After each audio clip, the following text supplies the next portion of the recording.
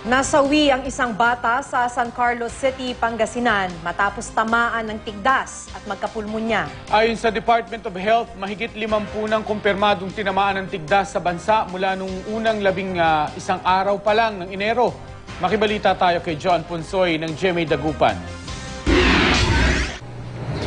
Pneumonia secondary to measles o pulmonyang pinalala ng tigdas. Ito ang kinamatay ng 2 taong gulang na lalaki sa San Carlos City, Pangasinan ayon sa Pangasinan Provincial Hospital.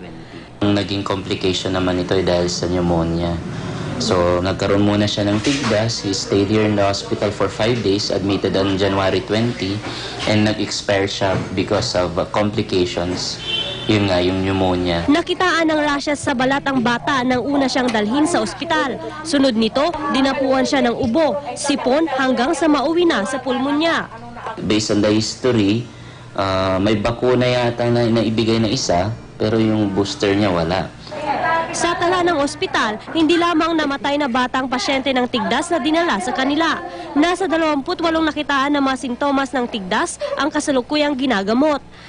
Pinakabata sa mga itong isang sanggol na 6 na buwang gulang mula rin sa San Carlos City. Ayon sa lola ng sanggol, posibleng nahawaan ng kanyang apo sa kanilang kapitbahay na nakitaan din ng sintomas ng tigdas. 3 araw.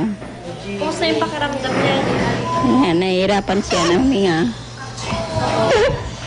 Tapos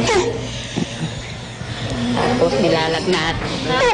Patuloy naman ang panghihikayat ng mga health official na magpabakuna kontra tigdas sa mga health center. Libre ito at hindi raw dapat ipagwalang bahala.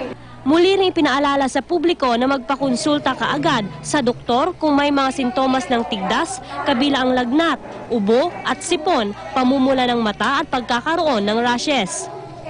Joan Punsoy, Nagbabalita, Pilipinas.